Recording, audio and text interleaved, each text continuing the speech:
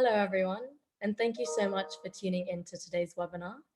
My name is Annika Jarawal. I'm 16 years old, and I currently go to Cheltenham Ladies College in the UK.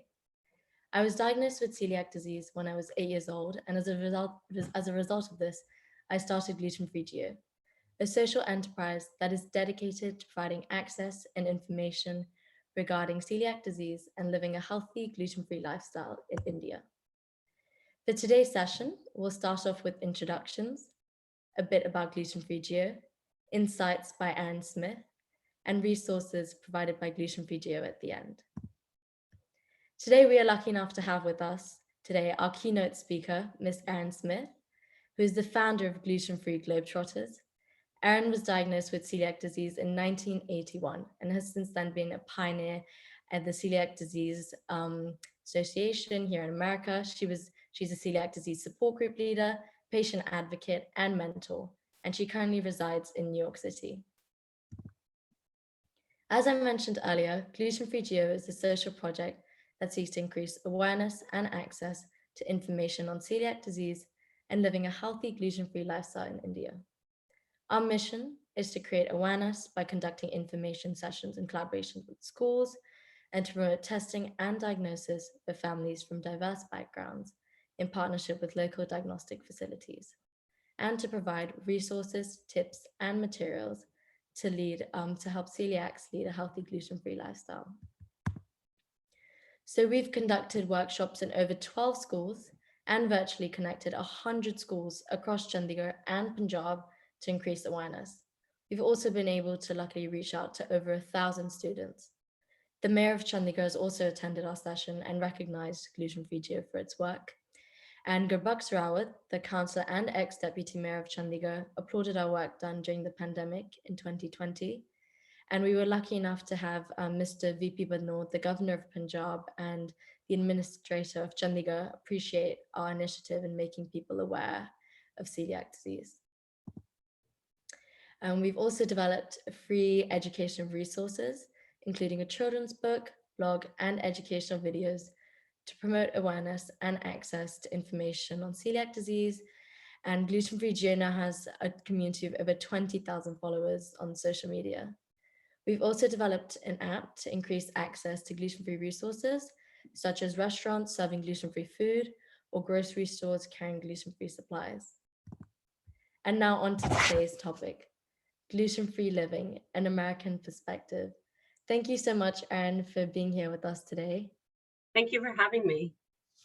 So I'd like to start by asking you, tell us a bit about your diagnosis with celiac disease and what's your earliest memory of being diagnosed as a celiac? Because I know you were diagnosed at such a young age, even younger than me. Yeah. So, yeah. So I was actually diagnosed 40 years ago this summer. This is my celiac anniversary. And I don't remember life before my diagnosis. I was so young. I was about 2.5 when I started having symptoms. And by my 3rd birthday, I had the diagnosis already. So I would say my earliest memory is probably in school.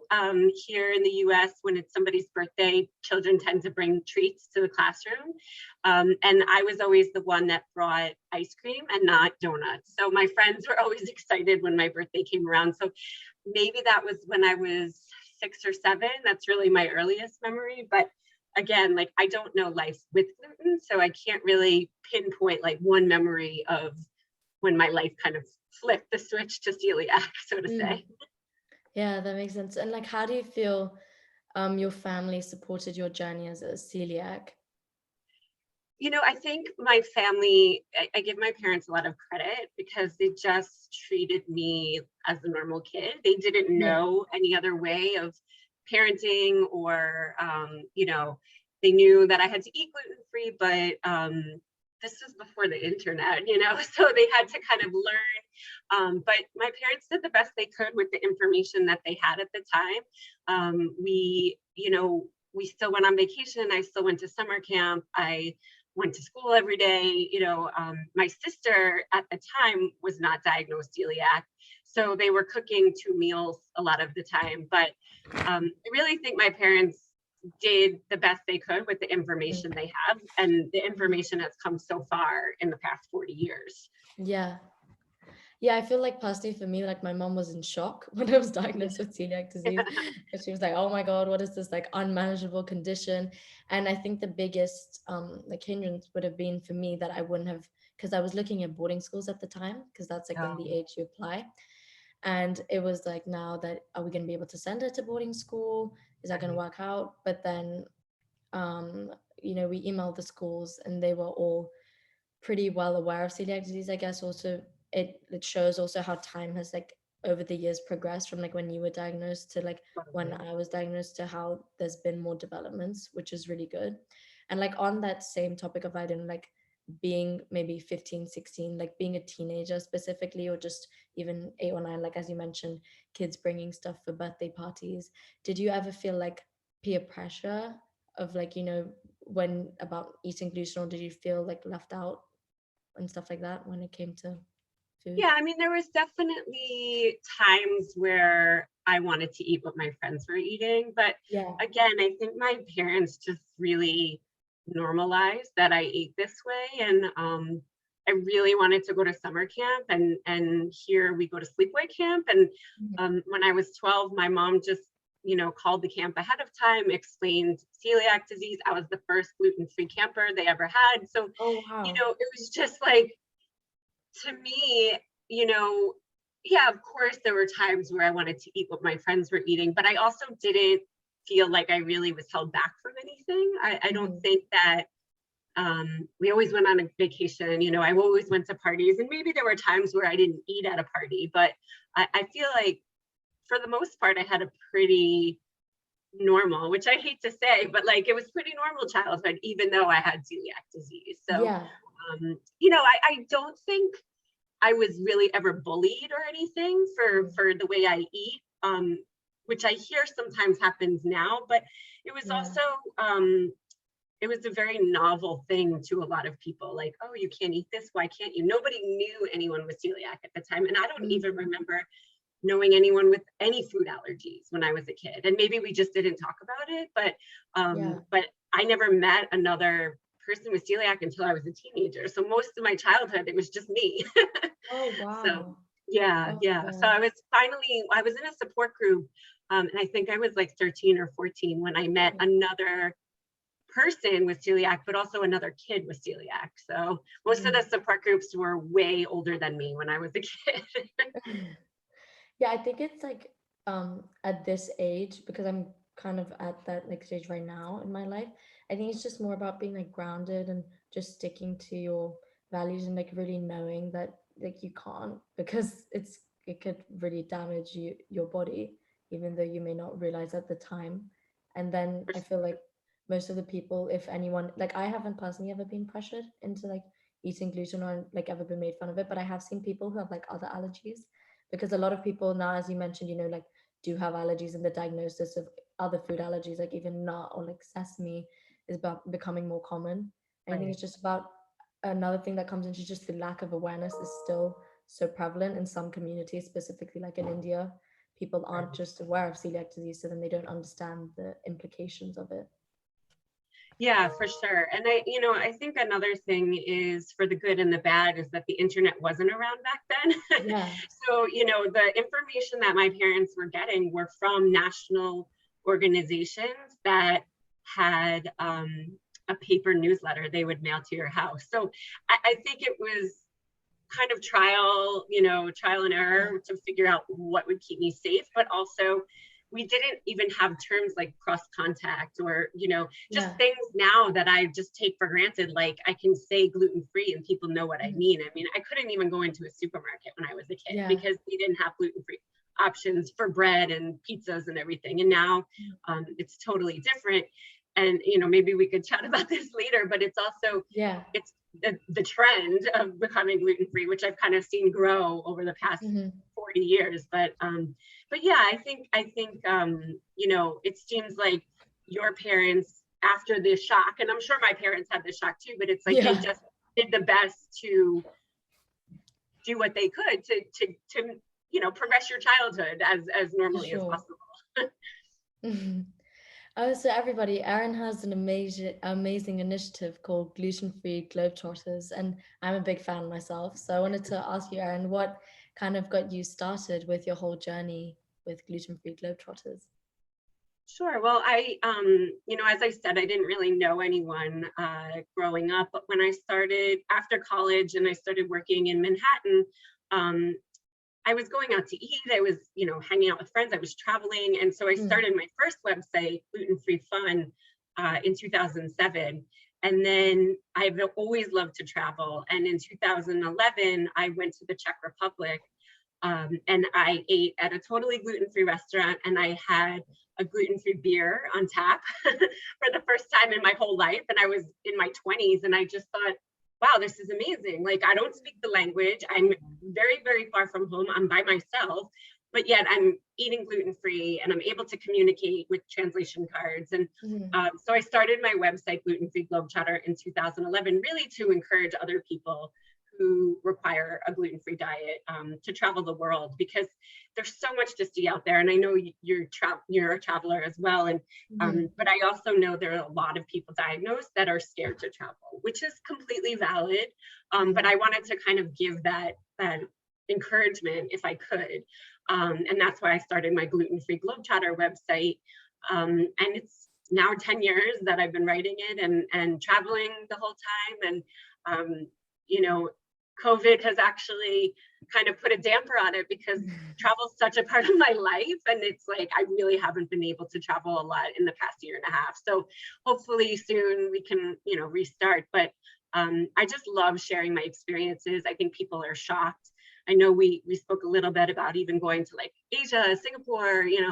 and I've been to these places, and I just want to encourage like one person. If I can encourage one person to kind of step out of their comfort zone and go on a trip and know that they can eat gluten-free across the whole world, that's my hope with my Gluten-Free Globetrotter Mhm. website.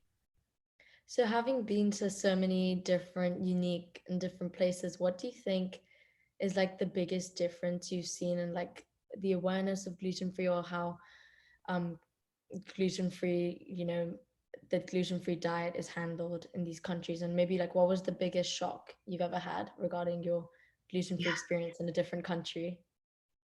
To be honest, and I would, I'm very curious to what you think, but I find it harder in the US than outside of the US, because it's become so trendy here to eat gluten Mm-hmm. free for any reason, not just a medical reason. And a lot of times in the United States, people just assume you're trying to lose weight, or that you're just trying to be, following an influencer. And so I've actually found it harder to eat here. Now, I've driven cross country twice. I've driven to California and back, so Mm-hmm. it's two very, very long car trips. And there are places in the United States that just don't take you seriously at all.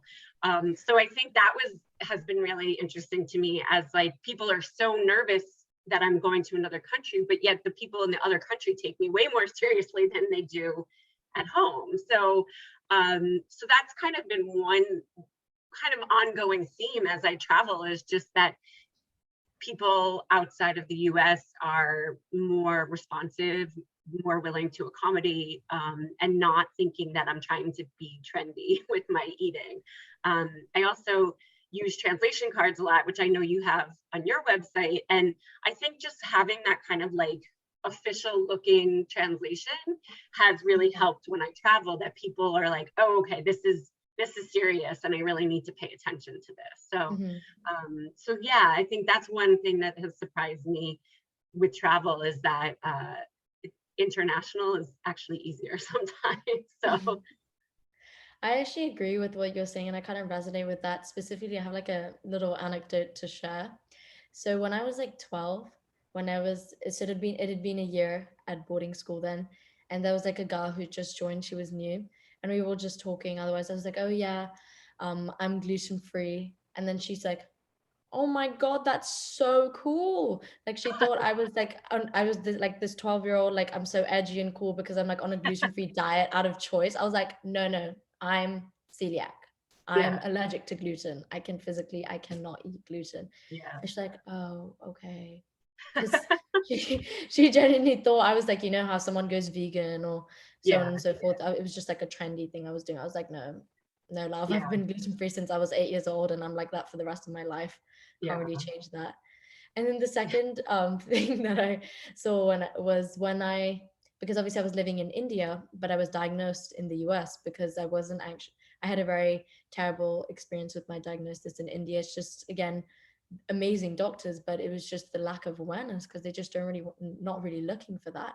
So yeah, once I was diagnosed here, when I went back to India for the first time, I remember specifically like carrying maybe half a suitcase of gluten-free items because right. we just didn't know how, because it was in the summer holidays that I was diagnosed and then we were going to go back for the school year, and I was just didn't really know what would be available. So better to be safe than sorry. And I was lucky enough to have the resources to be able to have access to all these amazing gluten-free items here, because like the grocery stores here are like shelf on shelf, at least like in India that's just not the case. Now I'm Right. seeing in the past like 2 years there's definitely in a lot of grocery stores they're carrying more imported goods, which is good, and there's some really good local Indian brands as well. There's like this one brand called We Are Free, and they make, because a lot of Indian sweets and desserts are they're so tasty, but they're all made of like wheat, so all the Yeah, crust, because they're all like crusted like baked goods.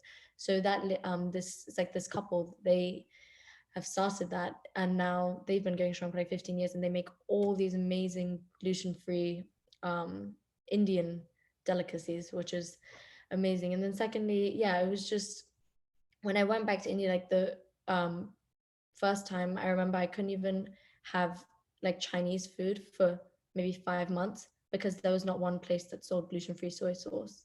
And right. then, this is what just kind of urged me to start gluten-free Jew in the first place, because it's not that people don't want to, it's just that they don't know. So then Yeah. only once that awareness starts coming. And I'm So yeah. fascinated by this because when I was diagnosed, and even when I started my support group, which was 2005, um, it was not an international community as much as it is now. And I've been really fascinated over the years of seeing celiac diagnosed in uh, in Asia, in Africa, Mm. just kind of showing what kind of a global community this has become, but also the awareness is slowly growing in other countries, and even in the U.S. now.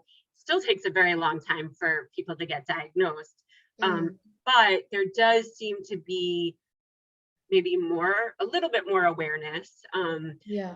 And I feel, going back into like being diagnosed in the 80s, there was no blood test, there was nothing. And so I feel very lucky that I got the diagnosis when I did, because I know many people that still take, the average in the US is still 6 to 10 years for a proper diagnosis. Oh wow. And I was diagnosed in under a year in 1981, which I think is just like a miracle. Like, how did that happen? And I feel very lucky that it happened. But, I think that what is so interesting to me is just over the years to see countries such as India starting to diagnose, starting to have gluten-free options. Like I said, I met a woman from Kenya and she was diagnosed, and that just wasn't even on the radar when I started, when I was diagnosed, but also back when I was running my support group. My Mm. support group has gotten really international over the years, which is I don't know. Is it because more people are getting diagnosed or more people are using the internet? So it's kind of like, Yeah. what is it? But I'm just fascinated by it. Yeah, that's amazing. So what do you specifically look out for on food labels when shopping for grocery items? Like what do you think are a couple of main things, ingredients? Um, well, one thing which is kind of hard, and I'm sure you see this, is that many countries have different labeling restrictions. And so the US is not the same as India, is not the same as the UK, is not the same as Canada, even. So when traveling, I think it's more difficult because I need to learn what the labeling laws are in each country. I do find that in Europe in general, the labeling is better because I believe in Mhm. Europe they have to label the top 14 allergens, Oh where wow. in the US now it's either top 8 or 9. They just added sesame this year. Mhm. So it really depends where you are. But in Yeah. the US, it's the wheat is one of the top 8 allergens. So they have to label wheat. They don't have to label gluten, so to say. But there are gluten-free certification companies within the United States that will certify a product gluten-free. So in the US, it has to test to 20 parts per million of gluten or less. And that, and then it could be called gluten-free, but one of the main certification companies is the Gluten-Free Certification Organization, and they test to 10 parts per million or less for gluten. So it's still, I personally think it's still kind of complicated because there are these like different international standards, but I think with one thing that I've learned is just always read the labels, even if it's a product that you are familiar with, because there's been a few brands in the US in the past year or so that had to change ingredients because of the pandemic and because of the supply chain, and just that things weren't available anymore. So then they decided to add, you know, an ingredient that may not be gluten-free for everyone. And then their recipe has changed. So now you're eating a product that you're familiar with, and then you look at the recipe and you're like, wait a second, I can't eat this anymore. So I think it's just, unfortunately, I don't think we are quite there yet in the US with kind of labeling laws, but there's actually some interesting legislation that's just been reintroduced to label the source of gluten beyond wheat, so that barley and rye would also have to be labeled on a gluten-free product, which is not a standard right now.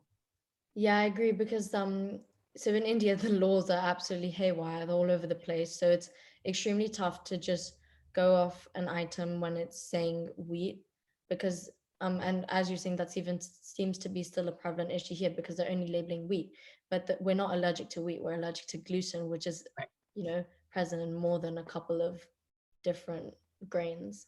Yeah, and I guess I'm curious because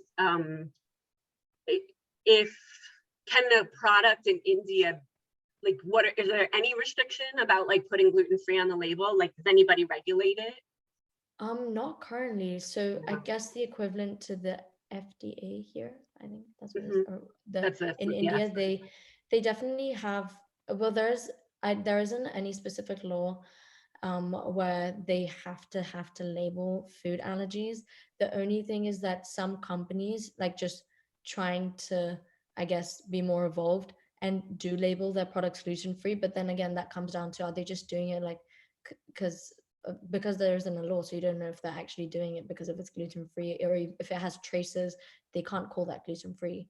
But then they don't, that doesn't mean the company is really taking that into consideration just because it's more trendy. So someone like, oh, those chips are gluten-free, I'll take those over the not gluten-free ones, you know, because that is a big factor in that. So you know, being a world traveler, Erin, I'm sure you spend a lot of time at airports.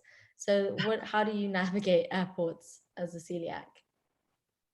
Well, as a rule, and this has been many years, I try to bring 2 days worth of food in my carry-on, no matter where I'm going, even if it's, you know, I just recently went on a trip, which was 2 hours flight. So, but I always bring food with me. And then I think another thing that I do, you know, I'll look for fruit, I'll look for vegetables, I'll look for naturally gluten-free food. You can't really rely on fast food in the airport. I just think it's too risky. There's too many people coming in and out. That said, there are some airport places that I found in the US that actually do have gluten-free menus. I remember being in Denver, Colorado, and there were options, and I was just shocked that there were options. But for air travel, I never rely strictly on the airport, nor do I rely on the airline. Even ordering a gluten-free meal, I think is too risky. And I say, like, it's just too risky. And I've been on the plane going to France, and, you know, they forgot my meal. So they're like, here's cheese and here's fruit. I'm like, that's great. I have a 7-hour flight. Like, that's not enough food. So I always pack food, and I always bring sandwiches, and you know, I just make sure I have enough to get me to where I need to be. And also in case I have a layover. If I have a layover or I miss, you know, miss a flight or something, I just want to not have to rely on buying anything. I want to be kind of self-sufficient, so to say. But that said, I'm starting to see in the US, there's way more snack options that are gluten-free. I fly in and out of JFK in New York if I'm flying internationally, and I'm seeing way like snacks and products that I know are certified gluten-free. So that is promising. Whereas like even 5-10 years ago, there weren't a lot of options in the airport at all. And I don't want to survive on snacks, but it's nice to know that those options are there. But yeah, even if I'm just driving somewhere, I always pack food. That's just like my biggest tip. So Yeah, no, for sure. You mentioned like not trusting airlines because I had a really bad experience once. That's why I had a low reaction when you mentioned airlines. I was like, oh God, yeah, here it comes. So once I was on Singapore Airlines, I was on the flight to Singapore, and they brought out like the gluten-free meal, and it was the gluten-free meal, but then there was like just bread on the side. It was yeah, just like the round bread that they usually serve with the tongs to everyone. yeah, yeah, And I was like, sorry, this isn't gluten-free. I don't think this is gluten-free. They're like, no, no, no, it is, very confidently as well. And then I was like, okay.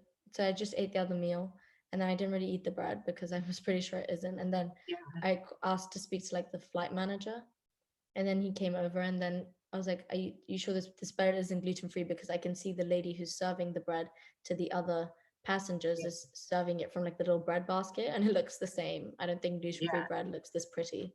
So then he was like, oh yeah, it's not gluten-free. And then there yeah. was a whole thing. But yeah, so it's about being really careful. Like you cannot trust airlines at No, all. Because no. I And you know, one thing that's good in the US, I tend to fly on Delta Airlines, and they started serving individually wrapped bagels, Udi's bagels, which is very popular here. And so yeah, it's just a single serve, it's wrapped. So I am way more likely to eat something that I some recognize, but also that's wrapped. wrapped, You know, yeah. sometimes it's a rice cake in plastic, and it's like that is not bread, but at least it's, you know, it feels a little bit safer to me. But I've been in the same situation as you where they just automatically, they're not even thinking about it really. They're just kind of serving everyone. And Yeah, I'm sure that the flight attendant doesn't necessarily know that gluten yeah. free. I will say one thing that I do, if I am on an international flight, when I get to my seat, I will tell the airline, I'll tell the flight attendant that I'm gluten-free. I requested a gluten-free meal because I've been on the plane where I had to switch seats, and then they gave my meal to the person that was in my original Yeah. seat. So I just like to remind them, like, I'm here. I need my gluten-free food. And usually, I don't know if this is your experience, but usually they serve the special meals first. Yes, they do. So Yeah. so I'm always like, are you sure? Are you sure? Like, you know, and so I just really always check. But again, like I don't think I've ever flown where I don't have, you know, half my carry-on full of food just in case. That it's worth requesting. Whether or not you're actually going to get it is kind of just hit or miss. So Mhm. Yeah. Yeah, definitely. I think just always double checking is key. yeah, for So, sure. what tips do you have for ordering at a restaurant? Like, and have you ever had a like, is there one distinct experience you remember from all these years of being a celiac with with like a restaurant you were just like, no, never again? There are many. I actually organized a support group event, and they somehow got my meal wrong. And I had to leave. I get violently ill like in a half an hour, like 1 hour tops. And they just made a mistake in the kitchen, and I ate half the plate, and then I just felt terrible, and I was like, I gotta go. So I have a lot of Yeah. memories of when things went wrong, because I think it stands out because it's like you were so sick. Another event where I planned, we had 20 people. They put cornbread on everybody's plate, thinking corn was gluten free, but corn is gluten free, but in The their corn recipe, they bread. had regular flour. So they had corn flour and regular flour. And the waitress was just like, well, it's corn. I was like, yeah, but what did the chef put in it? So they actually had to take everybody's dish back because every single person got the cornbread that was not gluten-free. And there were 20 of us. So, and it was like, I worked very hard to like make sure they understood gluten-free. So I do have those really poor experiences. I also have really great experiences where I was in Italy and the Oh yeah, woman, Italy's great with their gluten-free from what I've Italy heard. is surprisingly great. Yeah, it really is. But there was a woman in our hotel that said, try this restaurant around the corner. We were in Florence, and I was like, this restaurant doesn't even have a sign. It looked like it was somebody's house, right? And we go in, and I had my translation card. I gave it to the manager, and they had a whole separate kitchen there. They never advertised it, but they had a separate gluten-free kitchen. And I just had this wonderful Italian meal. And, you know, I had tears because I was so happy. And I was like, this is so nice. And so I have like a lot of positive experiences as Oh, well, but that's so it's cool kind of like that they those had a little separate kitchen. surprises. Yeah, they had, I think it was because somebody in the family had celiac, but it was just this little random like bistro in Italy that could fully accommodate me with no problem. They had bread and it was packaged and they brought out all the ingredients. And but it was them having a separate kitchen that really was just so reassuring to me, where Mhm. that night I thought I'm just going to have a salad because they're not going to have anything. But I had pasta and I had breadsticks and I had wine and I had, you know, I had just like a beautiful meal that everything was safe, you know. Mhm. So it was really great. And in all my years of travel, I think I've only gotten sick from gluten maybe like once or twice internationally, and it's Oh really been wow. rare. And I get more contamination here in the US than I do overseas. So Yeah, that's so good to hear. yeah. So being such an active member in the celiac community, I'm sure you're like aware of loads of updates and stuff. Do you know any updates on like the vaccine or medicine that's being developed that can help celiacs like us, like against to protect us against cross contamination? Yeah, there's actually a number of clinical trials Uh-huh. in the US right now. I don't know the details, so to say.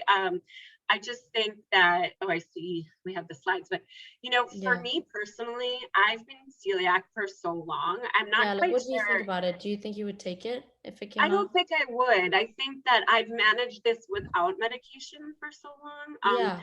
I was actually diagnosed with thyroid disease about 10 years ago, and I was so devastated that I had to take medication. I really just didn't want to take a pill because I've had this disease for 40 years now that I manage with what I eat. with- Exactly, But yeah. that said, I know many people, I actually know people that have been in the clinical trials here in the United States, that there's some, you know, whether it's a pill to alleviate cross contamination. I don't think so to say there's a cure yet, but there are medical treatments that can help someone with celiac disease. But personally, I don't think I would do it just because for so long I've managed and I just don't want to take medication. I don't think there's anything wrong with somebody that does want to manage with pharmaceuticals or a vaccine. And I think it's very promising. In the past 5 years, there's been so much research and development in this kind of like, whether it's the new kind of test or non-invasive testing, which is really big. In the US, the gold standard is the endoscopy for the test, but they're even talking about like just a saliva test now that can diagnose celiac. So it's very fascinating. I'm also really glad that science is paying attention to celiac disease because Hmm. I don't think it's really gotten the attention it needs. And this is a lifelong disease, and as you know, we have no choice but to eat gluten-free. But it'd be interesting to see maybe 5 years from now, 10 years from now, like what maybe has come to market, Hmm. what other tests have come around. But for me, it's just not. It's maybe I don't pay attention to it as much because I'm not interested personally. But I don't see anything wrong with people who Yeah. want to use this, to use this Hmm. method of living with this disease. Yeah. For sure. Yeah, I completely agree. I don't know if I would take it personally when it does come about, because again, we've both, I mean, everyone has done it for so many years without it. So it's like, and it's been fine, like a process without many complications besides being gluten 1 or 2 times. I completely agree. I would rather just continue on the way that it is right now. And another Yeah, I thing, just wanted oh to yeah. add to that. I actually think I'm healthier now as an adult than I was as a celiac kid, because there wasn't this kind of knowledge of cross contact or labeling. There was no labeling when I was a kid. So as an adult, I definitely, I have way fewer gastric issues. I have way Yeah. fewer, I get, brain fog and stuff. So I think in terms of health, I'm the healthiest I've been in my whole life. And that's really, I don't want to mess with that, I That's don't want to amazing. like Yeah. get, I don't know. My fear is that people will get a little bit careless if they're taking a pill and they're like, Mm, take a little more risk. Whereas like, I can't take any risk. I can't, I have a child now, like I need to be responsible for myself and my child. And I just don't want to take that risk. And I don't know. I hope that people who start taking the pill don't start taking the risk as well. yeah, I completely agree with that, because I feel like once people do start like, okay, yeah, like I'm completely protected, but and then because it would be such a new like drug on the scene, everyone wouldn't really actually know how good or bad it is. So then you just kind Yeah. of would want to assume the best with Yeah. it. So Yeah. yeah. You know, so this is our last question for Sure. today. Being such an active member of the celiac community in the States and being a traveler, what would just be, your overall like one big tip to leave everyone with today, being a celiac, from everything you've learned over the years? I think more than anything is like you have to Mhm. do your homework and your research. If you're going somewhere, whether it's me going to a new restaurant here in New York City, or if I'm going to India or wherever I'm going, you need to look ahead. I think preparing yourself as much as you can, familiarize yourself um, with cuisine that is in your local, wherever you're traveling to. If you can contact a restaurant before you even go there. I just think it's, I know it's stressful. I know how stressful it is to go hungry, like not, and think you're not going to have a safe meal. Just a little anecdote is I had translation cards when I went to Thailand, and there was a day I was in Chiang Mai and I used my cards, and at least 3 restaurants were like, no, because in addition to celiac, I have a shellfish allergy, and my card was translated into Thai. But all of these restaurants said no because they didn't think they could feed me safely. In retrospect, I'm happy because I didn't want to wind up either having anaphylaxis to shellfish or having a gluten reaction. Yeah. But at the time, I was so hungry and I just wanted to eat, and that day, I actually just ended up going to a supermarket and buying, snacks and fruit. I didn't get to a restaurant that day, but I think I had done the research ahead of time. B, I had these cards with me. And so just preparing yourself before you go anywhere. Hmm. And I say this to people that are scared to travel, like, even if you're going to a restaurant for the first time post-diagnosis, call the restaurant, speak to the Yeah. manager, speak to the chef, email them, message them through Instagram, but do that little piece of research before. That hopefully that kind of starts the conversation. And then when you get to your destination, you Hmm. can at least have a little bit of relief, maybe that they've at least had this conversation with you. But you Yeah. can't just, I hate to say you can't be spontaneous, because I think you still can be spontaneous, but it's way less stressful if you're not necessarily spontaneous all the time. Yeah. No, I completely agree. And I really liked your point about the gluten-free cards as well. And that's what I think has been one of my biggest supporters when I'm traveling. I have the gluten-free card like app, and it actually has like most of the world's languages, which is perfect for us. But then what I saw was the gap there was in India, there's like maybe India is like a whole world in itself. And there's like maybe 28 different regional languages. So if Right. someone is traveling to India, I know a lot of people when they do come to India, if they're like big travelers, they come for like maybe 2, 3 months to do like an India tour. Right. And if you're gluten free, that could actually be really tough. But the thing is, lots of Indian food is naturally gluten free, Mhm. like the lentils, the rice. The only thing is like the naans and stuff need to be avoided. But obviously, because of the language barrier, it's extremely hard Right. to get that across. So then I got the kind of translated the cards to all the different Indian languages, and each part of India, like north, south, east, west, they have different cuisines and different languages. So you wouldn't really be able to try that unless those cards are there. So I think Yeah. that's And really I helpful. was fascinated when I found your cards because I think that there's a real need for it. Another thing is just kind of, besides the food, is just kind of explaining celiac in different Mm, languages and being able to absolutely, kind of yeah. share that information. But yeah, I mean, I think your cards are a great resource, and it's a great start because there's a lot of information out there in English, but not in other Other languages. And even, languages. yeah, when I went, even in the United States, I mean, most kitchen staff, at least here in New York City, speak Spanish. So I think that there should be, dual language, English and Spanish, for anything that's distributed Yes. in the U.S.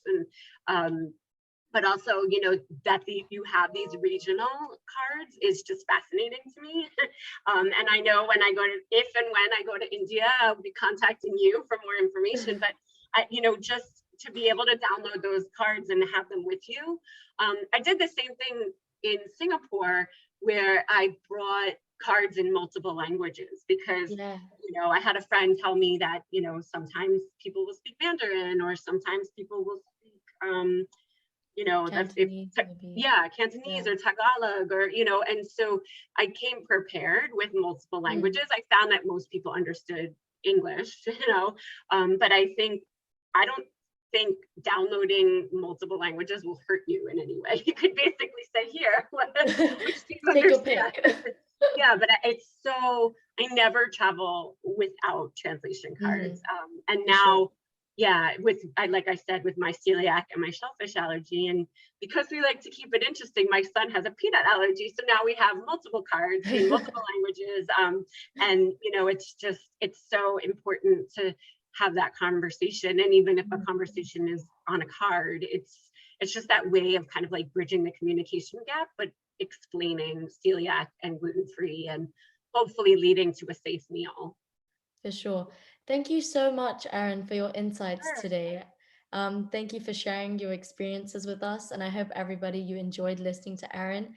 If you're ever in the States or ever traveling anywhere else, please be sure to check out Erin's website at Gluten-Free Globetrotters. Yeah, Yep. gluten-free-globetrotter.com, and especially New York City. I keep a updated list of New York City restaurants. We now have more than 30 dedicated gluten-free restaurants just in New York City. So if Wow. you're ever coming here, please I'm reach out gonna to me. need that list. Yeah. Wow, that's amazing. Yeah, you can eat all weekend and still not hit every place on the list. So Wow. That's amazing to see that how over the years it's just changed and for developed. sure.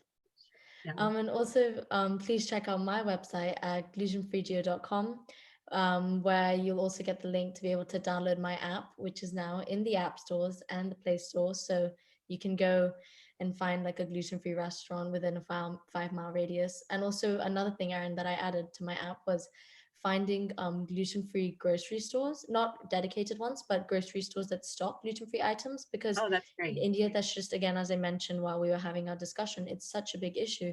There's just not enough grocery stores that carry gluten-free items. So I thought that was like a really necessary component to add, that people can just see which one is close by to have the stuff that they need.